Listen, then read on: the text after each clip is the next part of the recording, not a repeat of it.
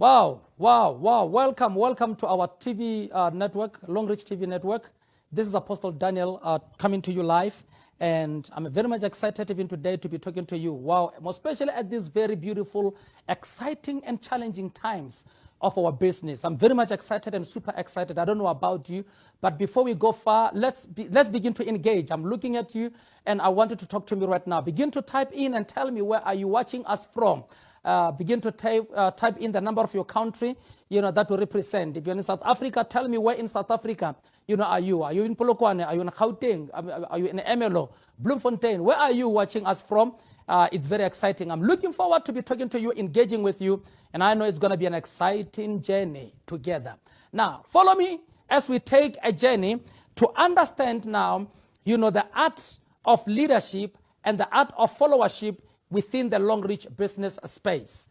Now, let me just say, you would understand that the business environment has evolved and has changed drastically since March 2020, because of the COVID-19 saga. So once this COVID came, the reality is the business has been affected. The landscape has changed, and we had to adapt, we had to change, we had to find new ways, innovative ways of doing our business. Now, one of the critical things that is very much clear, I said, we need to make sure that for us to survive in this business, we need to change our way of thinking, we need to change our way of doing things. And now today, I want to say to you, now, for this new way of doing things and this new way of thinking, it speaks to one critical aspect of the business, and that is the aspect of leadership. And again, that is the aspect of followership. Now, today I'm going to cover the scope on the art of leading and the art of following. Oh, it's going to be exciting. It's going to be beautiful. It's going to be marvelous. Those that know how to lead and those that know how to follow are bound to succeed in this changed business environment. Teams that are able to lead and to follow will be able to survive and realize prosperity and sustainability during this time. Wow. Now, let's start off with this powerful, personality by the name of Mogotlane, who said the only safe ship in a storm is leadership. Can I say it again? She said, the only safe ship in a storm is leadership. Wow. What an exciting statement. The only safe ship in a storm is leadership. Now, we need to understand that in every situation, we are able to navigate through because of the strength of the leader. The quality of the leader determines, the ability of the organization or the team to thrive, to succeed, and to survive under any given circumstances. When a leader is unable, to lead properly, then the ship will be able to sink. Now, ladies and gentlemen, let me paraphrase before we start. Remember the story of a man of Galilee, a very powerful man. One time he journeyed, with his collective, with his team, the 12 gentlemen, the 12 boys. And as they were sailing and in the middle of the sea, there arose a storm, and yet he was asleep. Now, this is something you need to understand. When the storm hit the boat and water started to jumping in, people felt it was a perilous moment of their lives, and they saw death, they saw disaster, they saw destruction. And the man himself was not affected by the wind, nor by the storms. He remained quietly and peaceably, sleeping. And they had to wake him up, not the storm, but them had to wake him up and say, Master, don't you see that we are about to perish? And when that gentleman, that powerful man, that powerful leader, in the records of history woke up, he simply knew what to do in that moment to safeguard the lives of those that are in him. That's why I say the only safe ship in the storm is leadership. When he woke up, he was not terrified by the environmental factors that were affecting, their environment. He woke up, and as a leader, he immediately knew what to do now. Leaders know what to do in the hour of storm. They know what to do when the environment is full of challenges. The business environment under COVID has changed so much. It is so perilous, it is so thunderous that even our members who are in our team are scared because of the storms. They think they will not survive. The job market is shrinking and is shedding people. And because of that, many people have been retrenched, companies have been liquidated, people are losing their jobs, people are losing their income. So even those in the business, those who were, thriving in the business is no longer thriving because of, we are no longer able to interact with people the way we were able to interact with them before the era of COVID. Now, this, therefore, challenge requires a very strong leadership. Therefore, it is therefore very critical, very necessary for us to address the leadership aspect within the Longrich business space. We need to understand this leadership concept and be able to adapt ourselves in our new way of changing, in our new way of thinking, and in our new way of doing things. We need to adapt ourselves through leadership, and that's what I'm going to cover this day. Now, in terms of the leadership, I want to talk about the art of leading now. What is it that people are looking for when they are looking for leadership? People require a leader. But what is it that we are looking for in a leader? Number one thing that we require from a leader, it is the ability of that leader to see beyond. When Jesus and his people were in the storm, all people saw calamity, but when he woke up, he saw beyond the storm. He saw tranquility and peace. Now, during this time, when the environment has been stirred up, it is so perilous, it's full of uncertainty, your team members need a leader who is able to see ahead, a man of a vision, a man with eyes of an eagle who is able to see beyond the storm. Actually, the storm that is threatening the boat, it is the storm that eagles love for them to sail and to soar. Ladies and gentlemen, the very environment that is destroying others, the very environment that is putting other businesses under, it is actually a safe, powerful, conducive environment we need for us to soar and succeed. Now, that which is killing others is actually what we need. It reduces competition. Let me tell you, in Longrich Business, have seen many multi-level marketing businesses have went under. Those that were in competition with the Longrich giant business have went under. Where are they now? Before COVID, there were many making noise. Where are they today? They went under. They capsized because of the storm. But in the very hour of the same storm, Longrich continues to thrive. It continues to have its AAA rating. It continues, to record positive, profits. Why? Because of the strong leadership. Now, we need to be able to have principle number one, have the power to envision or visioning. So we need a leader that is able to see, tomorrow in today. The vision means I'm able, as I stand today, I am able to see, our next year. I'm able to see tomorrow today. If I can see tomorrow today, I am able to prepare myself today for tomorrow. Now, leaders are able to bring the future into the current and actually enjoy the benefits of tomorrow today. A leader is a person who is able to invoke the environment of tomorrow and bring it into now. You are able to draw the future into the current, and actually by the time many others arrive into the future, they will find the mine of gold already having been exploited. By the time they arrive into that future, their future will be your past. So when they arrive into the future, you will be into another future. Are you listening to me? So their future is your today. And their future is your past. And that is the power to envision as a leader. Now, leaders are those with an ability to see a forest in a seed. That's what leaders do. Now, let me talk to you. How many mangoes have you eaten your entire life? How many avocados have you eaten your entire life? If we begin to count the number of mangoes you ate and the number of avocados you ate, the number of oranges you ate, I can then say, where are the seeds in the orange? Where are the seeds in the mango? Where are the seeds, in the avocado? So those who saw the forest in the seed, actually after they ate the flesh, they took the seed and put it to the ground, and today they no longer have to buy an avocado, they no longer have to buy a mango, they have it at the backyard. They are busy harvesting from it in the right season. Why? When they were eating the fruit, they saw other fruits in the seed. So leaders are able to see a forest inside a seed.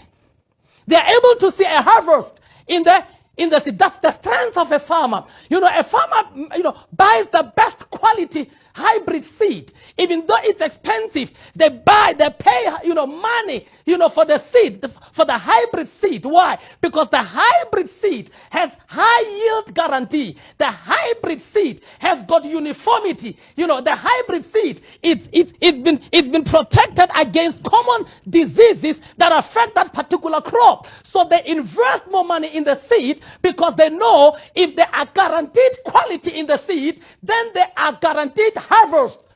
Quality in their harvest. So farmers who are smart, leaders that are smart, they are able to see their harvest inside a seed. And that's what we need as a quality in our leader. That your leader and you as a leader listening to me, you need to have this ability of seeing your harvest inside your seed. Every person, everyone in your team, it is a seed into your harvest. Every member within your structure is that seed that carries in it your harvest. So we need to have a vision. We need to see our tomorrow today. We need to see our future, today, and actually live our life today in the context of our future. That's leadership, ladies and gentlemen. That's leadership, brothers and sisters. Now, each time God called a man into greatness, the first thing that he did was to open his eyes into seeing. He came and he created the first man. And after that, he made every beast of the field. Whatever that he sent us created, it had to pass through him. Why? For him to see it. And God said, as you see it, give it a name. Ladies and gentlemen, if you can see it, you can name it. If you can see it, you can identify with it. If you can name it, you can control it. Whatever you give a name to, you have control over. Even a child that is born of you, the first thing you do when they arrive, you give them a name. And for the fact that you gave them a name, they are then under your authority. So leaders must have the ability to see it, because that which they see, they are able to do. So when people see calamity now because of the COVID challenge, and you see calamity, then my friend, retrench yourself and go and rest on the bench and allow those in the bench to come in and play the game. Because in this game, you need to have a mindset of a leader. You must be able to see, because those that see are able, to have control over what they see. If you can see it, you can subdue it. If you can see it, you can have dominion over it. If you can see it, you can name it. If you can name it, it will then be subject to you. You will say, but I gave you a name. I gave you identity. Now, he called Abraham. By the time he was Abram. Abram talks about a man who was a failure. A man who had failed in life. He could not have a child and he was very old. So Abram is an epitome of failure, of barrenness. When you say Abram, you are actually shouting to the very core of barrenness. But when God wanted to change a man from being barren to being fruitful, he said, get out of your house. And when he got out, he said, look up into the sky. And he said, what do you see? Now, leaders, we ask you every day, what do you see? What do you see? That is very important. You need to ask yourself that in this perilous time, in this exciting and challenging time, what do I see? So God says, Abraham, what do you see? And he said, I see the stars of heaven. He said, are you able to number them? That was the second question. But the first relevant question was, are you able to see? What do you see? And I want to talk to every leader within the business space of Longrich. What do you see? Do you see calamity? Do you see, distraction? Do you see hopelessness? Do you see a platform that has failed? When you look into Longrich, what do you see? When you look into your members, what do you see? When you look into your team structure and your team composition, what do you see? When you look into the business environment, what do you see? If you are not able to see, then you are not a leader. You need to retrench yourself. And this is very serious. So you need to have the ability to see. Now God says, as far as your eyes can see, this, as many as the stars of heaven, I've given them to you. That was number one. And as many as the sand upon the seashore, meaning he must see that. Then he took him to the place and said, what do you see? He said, as far as your eyes can see, I have given you that land. So God wants us to see. Now, the requirement for leadership, because he was to be a father of many nations, he had to have the ability to see. So if you are to lead your team, you must have the ability, even if they don't have it, you must be the first to see. You must be because if you can see it, you can make us to see it. If you can see it, you can influence us into seeing it. What do you see? He took Moses to the mountaintop and said, look at the land I promised you. Moses had to see it. What do you see? What do you see? Joshua and Caleb entered Canaan. When others saw giants, they saw grasshoppers. When others saw giants, they saw, a meal. They said, those guys are like bread to us. Let's go at once. They will be given over into our hand. When people saw challenges, when people saw trouble, they saw meal. When David looked at Goliath, others saw a giant, but David saw an opportunity. He said, this man, what did you say? What will the king give to the man who can kill this man? What? A daughter for what? When he saw the man, he saw the prize. When he saw the man, he saw the ability and the opportunity to change his status. He was a single man. There was a marriage opportunity in Goliath. When others saw a giant, he saw a wife. When others saw a house, he saw the opportunity to gain proximity to royalty. Hey, come on. God had anointed him. He knew the throne was awaiting him. But marrying in the house of Saul meant being closer to the royal house, learning the royal principle, learning how the dimensions of leading and governing. He was to learn governance in that house. He said, what? I would rather kill this man. This man is an obstacle between me and my throne. He is an obstacle between me and my wife. He is an obstacle between my status now and my status that I must be. So if I kill him, I marry into the king's family. So when others saw a giant, a champion that never lost a battle, he saw an opportunity. He saw the prize. He saw an opportunity. Now, you need as a leader to see beyond what your team sees. You must see beyond them. And that defines you as a leader. So what you see determines your leadership strength. Because leaders are pathfinders. When there is no way, leaders often travel the path that is known. Leaders choose to travel a path yet untreaded because they want to leave a trail behind. If I go and travel on the tar road, they will not see the footprints of my walk. I want to walk a walk that will be remembered as a legacy to generations coming after me. I'd rather go into the jungle and pave my own way, and they will look at my footprints years to come and say, a giant walked this path. Ladies and gentlemen, if you want to be a leader, be prepared to be a pathfinder. You must be ready to be a pathfinder. You must walk the path many cannot walk. You must walk the path many are scared of walking. You must be able to invade territories that many others are so scared and intimidated of. If you are intimidated by newness, if you are intimidated by the new environment, you are not qualified for leadership. Leadership is not for the meek. It's not for the faint-hearted. It's for those that are able to envision, who are able to see the future today, who are able actually to bring the world of tomorrow into today and actually optimize and take advantage of the benefits of being there before others. I say you are a pathfinder. But number two, leaders are courageous. It's a requirement. If you want to be a leader, you must be courageous. If you are a man of fear or a woman of fear, ladies and gentlemen, leaders must be courageous. There's a woman, who took, when men were scared, this woman said, no. Was it a Tanya? He said, no. As for me, give me a sword. He said to the men, he said, if you do not follow me, they will laugh at you. That the women went against the enemy and conquered and came back with the head of the enemy. And men followed her. Listen to me. If you want to be a leader, take the sword and move forward. Don't be a coward. Because cowards die many times before their time. If you want to be a leader, be courageous. It is required of you. The burden of courage, it is placed upon anyone that desires to be a leader. So leaders are required to be bold and courageous. No one wants to follow a weak leader. No one wants to follow a weak leader. The strength of leadership is embedded in courage.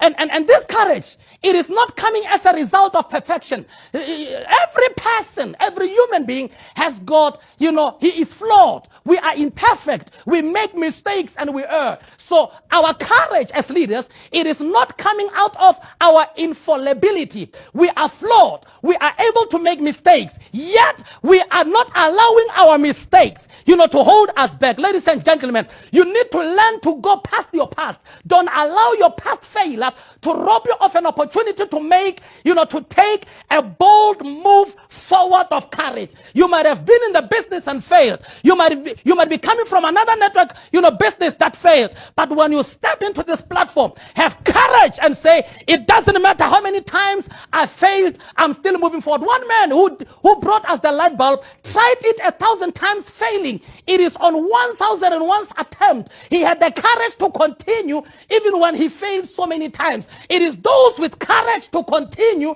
even in the face of danger and failure who will actually make an impact in life. So if you want to be a leader within the Longrich business space, you need to embrace the spirit and the attitude of courage. You must be a courageous leader. Don't allow your imperfections to silence you. Don't allow your mistakes to silence you. Even when others talk about your mistakes, don't focus on that. Focus on the new world ahead. Remember, it is envisioning. But number two, because of what you saw in the future, even if you make mistakes as you go there, have the courage because you have seen the end in the beginning. God declares the end from the beginning. So a leader must be able to declare the end. I see myself as an SD5. That is the end. Because you see that it doesn't matter how many times you fall. Each time you fall, you rise up again. Why? You know you have not yet reached the end. The end is SD5. So leaders don't quit because they've seen the end in the beginning. Number three, if you are to be a leader and desire to be a leader, the school of leadership requires you to have the ability and the smartness to leverage. Now, what is leveraging? It means you must be able to see great attributes in others. If you are a leader that is self-centered, it's all about you. It's all about your abilities, then you're not a leader. If you are to be a leader, you must be conscious of the abilities of those around you. You must be able to appreciate and take advantage of the strength of those that are around you. You must be able to embrace if people under you excel and their excellence threatens you and makes you insecure, you are not a leader. Because a leader wants excellent people in his team. A leader wants a team that we call a winning team. And a winning team, it is made up of individuals with different individual capabilities, but these individual capabilities are synergic in their operation. The synergical effect, it is that they produce something, an output that is much greater, much bigger, and much better. They say a chord that has 7 strings is hard to break, but a chord that is single, breaks so easily. So it is very much important for a leader to be able to leverage on the abilities of others. Tap into the skills, talents, capabilities of other team members to bolster organizational strength or your team strength. I don't know what team you are, but that team requires you to be a man of vision, a man of courage, and a man that can leverage. You must be able to know who is in the makeup of my team. Who is in my team? What is it that they know? What is it that they can do better than me? You see, leaders are not the most intelligent, but they are the most wise. There is a difference between wisdom and intelligence. Intelligence, we see it in the books when you pass and get 100%. But wisdom is more than intelligence. So wisdom says, this one is more intelligent than me. This one sees things better than me. This one can speak better than me. I bring them close and I allow them to shine. When they shine in their individual capabilities, I, as a leader, will be celebrated. They will say, oh, that is, SD Vivian. Oh, that is SD Soli. Oh, that is Apostle Daniel. Oh, that is so and so. You will be celebrated, because people around you are making you to shine. When your team members are given an opportunity to shine, their light together becomes your bigger light. Ladies and gentlemen, when stars shine at night, the sun is not bothered. Because in the galaxical kingdom, the sun is the king. So the sun has no problem with the stars and the moon shining at night. But the moon and the stars, they know when the day comes and the big king comes, we bow and let the king shine. Ladies and gentlemen, as a leader, don't be intimidated by the skills, talents, capabilities of your team members. As they shine, they make you shine more. And that is being able to leverage. Number 4, decision making. Leaders must be decisive. If you dare be a leader, you must be a decision maker. You see, I don't respect a man or a woman who cannot make decisions. I respect a man and a woman who can make a wrong decision. You rather make a wrong decision rather than not making a decision at all. Because then you are a leader. Leaders are respected for the decisions they make. We respect them for the decisions. So leaders are paid more money at work, in your workplaces. Those that are in the corporate world, you understand that leaders actually are paid more. Some of them have diploma, you have got a PhD, but they pay your leader more, and you with your PhD, they pay you less. You know why? They simply say, this one has got a bigger role. And you know most of the work is done by you. But most of the money goes to a leader. You know why? You are not paid for decision making. You are paid for the operations of the business. That one is a decision maker. So decision makers are paid more. So it is paying, it is rewarding for you to be a leader. So leaders are paid for decision making. So if you're a leader who cannot decide, retrench yourself. Because life has no vacuum. I want to say it again. In life, there is no vacuum. If a leader fails to decide, fate will decide for him. Actually, indecision is decisioning. If you don't make a decision, you have decided not to decide anyway. So whether you decide or not, you have decided. So rather you take charge of that decision so that you can account. Because ladies and gentlemen, even if you don't decide as a leader and the organization fails, you will still account for the failure of your that was born from your indecision. So I would rather decide and make a wrong mistake. When I come and say it was a wrong judgment, then I can become wise. John C. Maxwell said, failure gives us an opportunity to start all over again more intelligently. So leaders are not scared to fail. When they fail, they see it as an opportunity to improve themselves. So leaders are decision makers. Now, number 6, leaders must be able to use the surrender tactic. I did not want to talk much about this one. To transform weakness into power. Now, if you realize that others are more stronger than you, surrender to them. And when you surrender to them, at that time, you are actually developing. Let's say I'm not able to present in my team, and I'm the leader, but I've got a team member that is able to present. I will bring that person to present, and I'm there to back up this person. In the process, I am working on, as I attend the presentations of my junior, I'm actually learning from my junior the skills of presenting. So I've taken my weakness, in my weakness I've surrendered. I'm allowing somebody to do it. And as they do it, I'm working on my weakness, transforming my weakness into strength. So I call it, use the surrender tactic as a leader to transform weakness into power. The day I appear, when I appear as a presenter, I will speak, and people will say, wow, what a man. But it's because I was able to use surrender as the surrender tactic, meaning I transformed my weakness into power. This is about leadership. But let me talk to the follower now. I spoke to the leader. Can I now talk about the art of following? This is the art of leading. Let's just recap it. In the art of leading, I said number 1, the leader must be a person that is able to envision. Number 2, I said he must be a man or a woman of courage. Number 3, I said he must be able to leverage on what he has. But number 4, you must be able to be a decisive leader, be able to make decisions. And number 5, you must be able to use a surrender tactic. You don't want to be a champion all the time. You appear to be. There are people in leadership. They want to appear to be Mr. Know-it-all, Mrs. Know-it-all. That's the wrong attitude. You need to learn when to surrender. Let go. Let others take over. And be on the grandstand and clap hands for those that are doing well, doing better than you. But as they do well and better than you, you learn from them to become the best. Now, I'm going to the art of following because I spoke to you as leaders, my fellow leaders. Let me speak to our followers and to me again as a follower. Now, a team comprises of 2 or more people. But for harmony to reign in the team, I said we need leadership. But now, leadership is useless until the people we are leading are able to follow. A good follower makes a good leader tomorrow. We learn leadership through following. So now I want to say to you, even as you are a pre-diamond, a diamond 1, diamond 2, and you are under your leader, don't worry. You can develop under that leader. As you are following, with love, as you are following with respect and with honor, one day you shall be followed by many. So best leaders are born from following. Now, this is what I want to say. Number one nugget of the art of followership is that do not outshine your leader. This is a very serious temptation. You see, like now I'm under team expansion under, my able SD Vivian. I will never in a day think I'm better than her.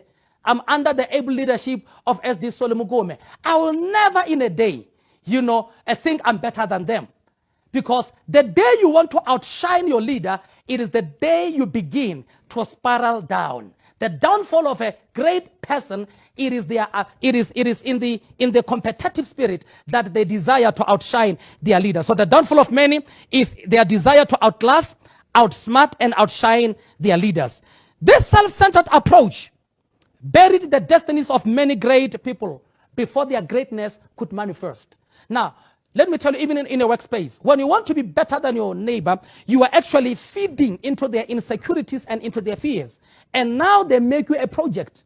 So they start to develop strategies on how to manage you and how to finally eliminate you. So don't die before your manifestation. Learn to be humble.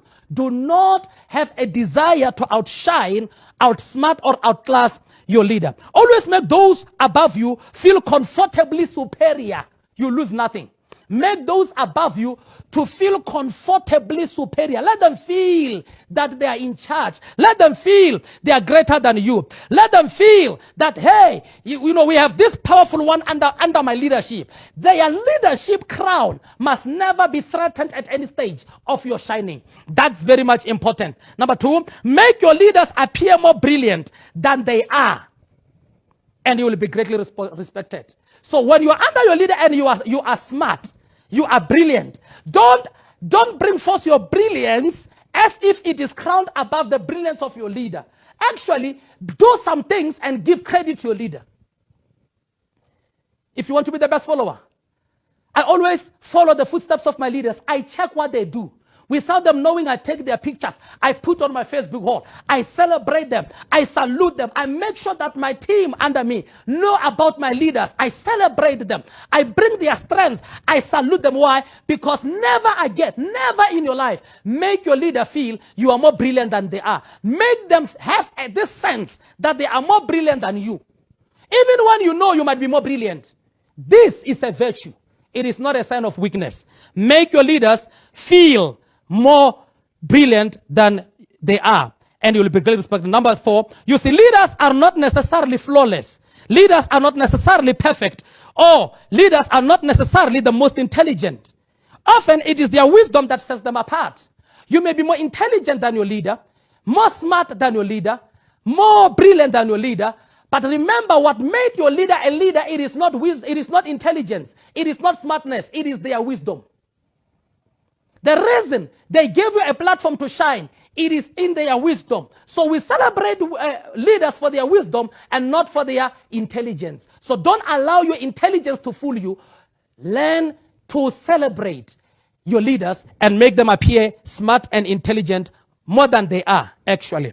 Now, wisdom makes them recognize the various skills, talents, and intelligence in others. And when they do, they bring those individuals into their cycle to reinforce their vision. Now, when leaders bring you close, it is not actually because of you. It is because of the quality they see in you that is aligned to the vision, the future they see. They say, I want to get there, but for me to get where I see, this person doesn't see where we are going, but this person has the wisdom, this person has the ability, the skill to take us there. So what I do, I bring these people with their different skills to help the organization have the stamina, the strength, and the capability to reach the desired end that is known unto me and not known unto them. So the reason your leader brings you closer, it is not because they are weak. It is because they know what they are doing. They know where they are going, and they have seen a quality in you that can get the team there to the benefit of all. So listen to me, my brother and my sister. Learn to follow wisely. Learn to follow wisely. So when you seek to outshine your leaders, you provoke fear and insecurity in them. And yes, they must act swiftly to eliminate you because you are now a threat to their vision and their intended purpose. So when they remove you, it's not that they are wicked. Every leader must be cruel at times. Because if you are a threat to the vision, then you are a threat to the very purpose of the group or the team or the organization. So once you become a threat to your leader, you must be eliminated. This is the principle of God. Gideon, you have got too many men. Reduce them. They are a threat to the vision. After reducing them, I said, hey, there are still many. Take them to the river. I will separate for you. Then when they get to the river, those who are leaking, lapping water from their palm, take them. Those that are lying on their tummy, return them home. Why? Because the vision, where we are going, we need people of a particular mindset and strength, and these are the ones. So, ladies and gentlemen, the reason your leader brings you closer is because they know where they are going, and they see you as a resource to help the team get there. So don't fool yourself. You are not the best thing that has ever happened to that team. You are just one attribute to the powerful team. Number two, lift up your leaders. Meaning that what you need to do when called upon to team up, with your leaders, always remember to elevate, celebrate, and lift up your leaders. Humility is seen in our ability to celebrate those above us. Pride always fights for recognition above all others. So see, pride will make you to want to appear smarter. It is pride that will stop your mouth from recognizing, uplifting, and celebrating your leaders. So learn to uplift and celebrate those that are in your leadership. Now listen, honor attracts honor. Once you master the art of honoring others, honor will come to you. The greatest teacher in leadership says, do unto others as you would them do unto you. Meaning that, the hand that giveth, it is more blessed than the one that receives. So when you give honor, you will receive even more honor back to you. So the grace that you honor will elevate you. The mantle that you dishonor will seriously and definitely disgrace you. So if you want to be great, find great people and admire them. Find great people, elevate them. Find great people and celebrate them. So your leader is there for you to celebrate. Your leader is there for you to uplift, and your leader is there for you to honor. Now, let me quickly rush to number 3. That is, you become great by mastering the art of following. I said it. The art of greatness in leadership is in mastering following. Great followers today become great leaders of tomorrow. This means to be a great leader, you must be a great follower. Great leaders are in essence great followers. Until you are followed, you will not know how to handle those that follow you. So you master leading by following. And this is very important. Jesus himself in the school of leadership, he said, the son doeth nothing but what he sees the father do. Then he says to the disciples, imitate me, as I imitate the father. Then Paul, a student of this school of ministry in leadership, he says to his church, imitate me as I imitate Christ. So learn to imitate your leader. Now, one of the biggest temptation that we have in the school of leadership, it is the desire to be unique. The desire to be a pioneer. You want to say, yeah, I'm the first one to do this thing. You want to be celebrated. You want to be seen as the best thing that has ever happened in the team. There is nothing new under the sun. Before you, many others like you went ahead. Ladies and gentlemen, don't desire to be the first one. God has never created anything to be unique. Ladies and gentlemen, the first man that was created, the specification was, let's create man in our own image, after our likeness. So a man is a copy in his own creation. So everything that we see in the world, it is copied. God created one tree, put a seed in it for it to reproduce, meaning producing after your kind. So when you want to learn and master the art of following, learn to become like your leader. Use your leader as a pattern and a model that you follow in your personal, development. Now, I want to deal quickly and address the aspect of servitude. Ladies and gentlemen, one of the greatest virtue of followership, and it's a virtue, not a weakness, is the ability to serve. Servitude. The greatest leader of all time said, anyone among you, because people are contesting for greatness, he said, anyone among you that want to be great, let him be a servant. However, he who wants to be the greatest, he must be a servant of servant. Meaning, the way to greatness is servitude. So when you serve, you become great. But when you find a serving man and serve a serving man,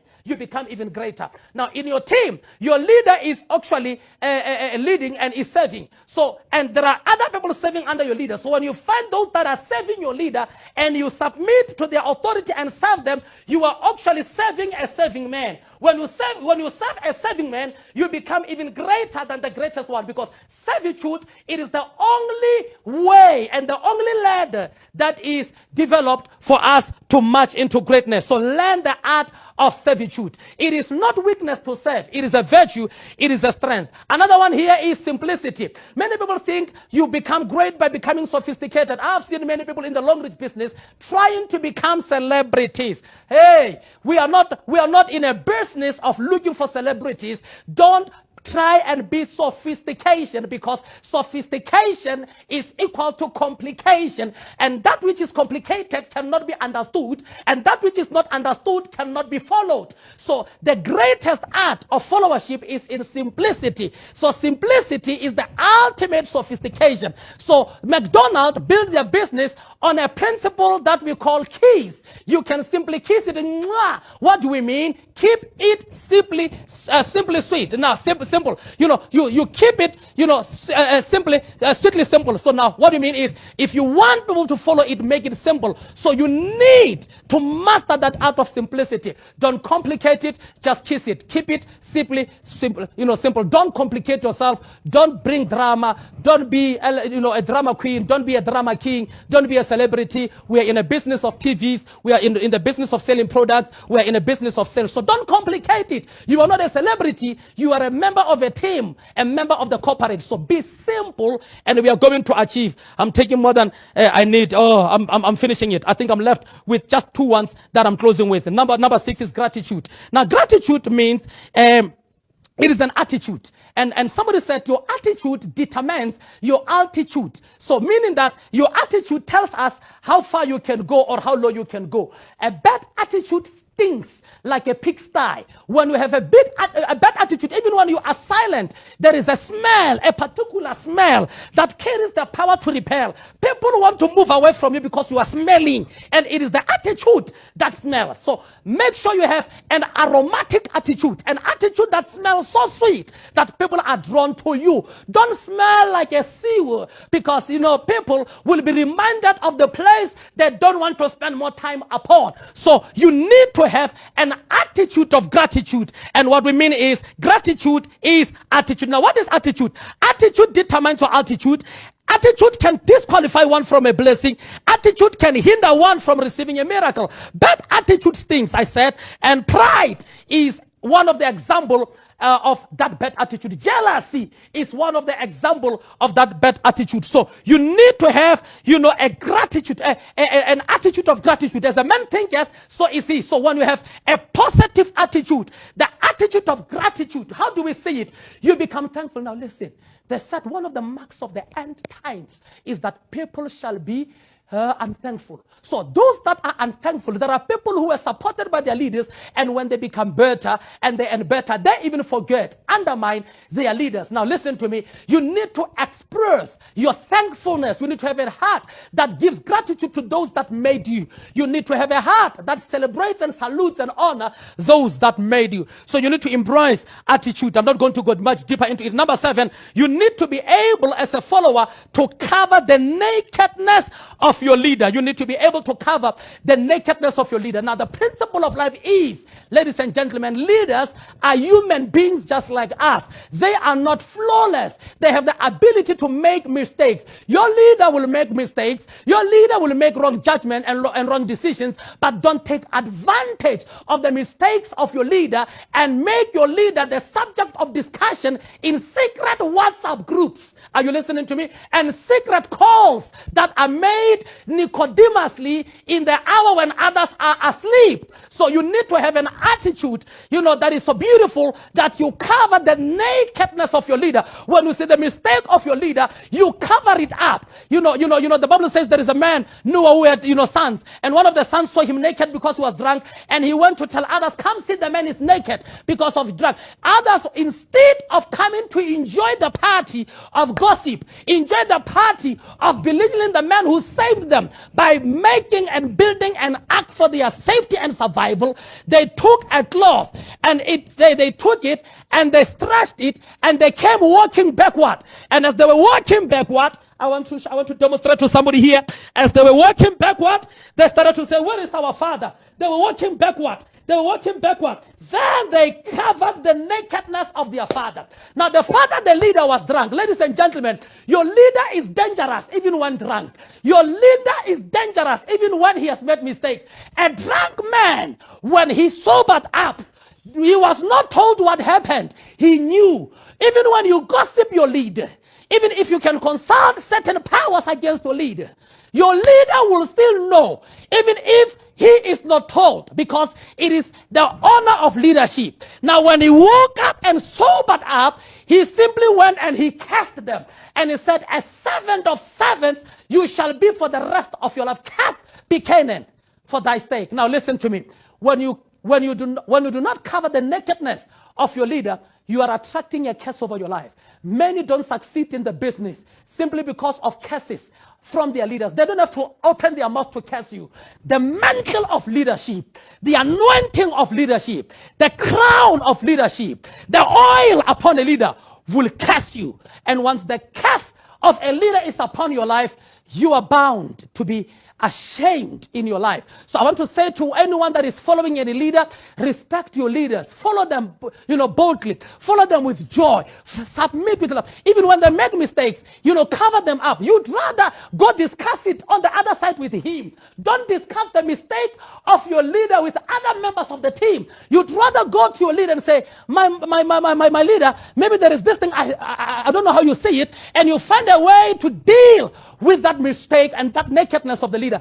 And the leader will respect you even more for having pointed out to their nakedness that you have covered. I want to close it and say, ladies and gentlemen, remember, under this new challenging environment that is exciting, you need to master the art of leading, but you also need to master the art of following. You that are following today, you are a leader tomorrow. You that is a leader, you will be the best leader even when you learn to follow as well. Let me tell you, Melchizedek was a leader. Abraham was the greatest leader, but when he found Melchizedek, the man carrying the highest mountain, the highest crown, he submitted and surrendered himself. So I want to say to you, learn even as a leader. I saw, even SD Vivian in the group, they're saying, I want to celebrate my powerful leaders. And he mentioned our SD Sean, he mentioned, SD Oki, he mentioned SD Jerry and Pastor Pam. He was saying, these are my leaders, I celebrate them. Have the attitude of celebrating them, covering their nakedness.